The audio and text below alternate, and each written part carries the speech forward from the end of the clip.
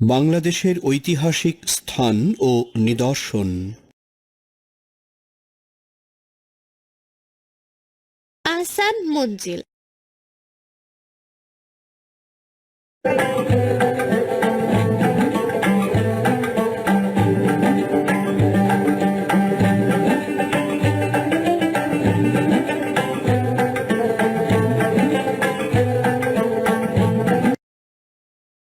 বুড়িগঙ্গা নদীর তীরে নির্মিত আহসান মঞ্জিল ছিল বাংলার নবাবদের রাজপ্রাসাদ।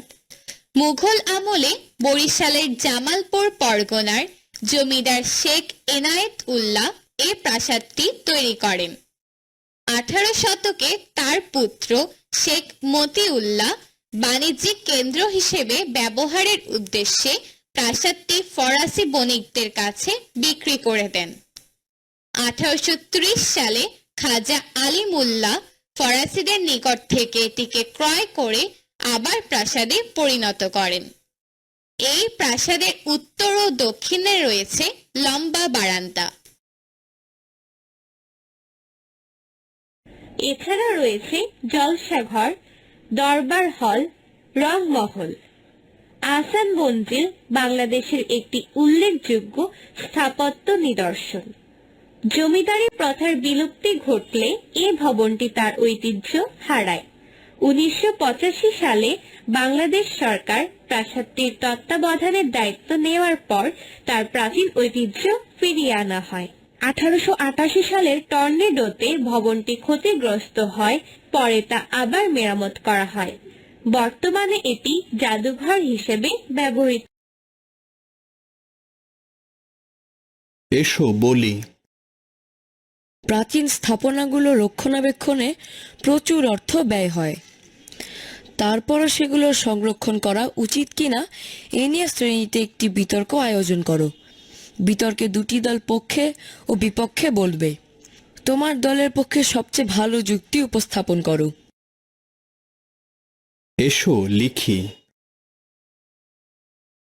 এই অধ্যায়ে 4টি ভিন্ন ভিন্ন সময়ের ঐতিহাসিক স্থাপনা নিয়ে আলোচনা করা হয়েছে। প্রতিটি সময়ের পাশে সেই সময়ের উল্লেখযোগ্য ঘটনাগুলো লেখো। কাজটি জোড়ায় করো। সময় যা ঘটেছে: খ্রিস্টপূর্ব 400 অব্দ, গিয়াসউদ্দিন আজম শাহের মাজার। 800 খ্রিস্টাব্দ, লোকশিল্প জাদুঘর। 17 শতক, 3 গম্বুজ বিশিষ্ট মসজিদ। 19 শতক, আহসান মঞ্জিল। আরো কিছু করি। এই অধ্যায়ে যে 4টি সময় নিয়ে আলোচনা করা হয়েছে তার ঘটনাপঞ্জি তৈরি করো। প্রতিটি সময়ের উল্লেখযোগ্য স্থান ও নিদর্শনগুলোর ছবি দাও। যাচাই করি। নিচের অংশ পড়ে ঐতিহাসিক স্থান ও নিদর্শনগুলোর নাম লেখো। ক, মৌর্য আমলে এই স্থানটি পুণ্ড্রনগর নামে পরিচিত ছিল। মহাস্থানগড়। খ, এখানে প্রাপ্ত জিনিসের মধ্যে রয়েছে রৌপ্য মুদ্রা, হাতিয়ার এবং পাথরের পুঁতি। ওয়ারি বটেশ্বর। গ, এখানকার জাদুঘরে বিভিন্ন মুদ্রা ও পাথর ফলকের নিদর্শনও আছে। ময়নামতি।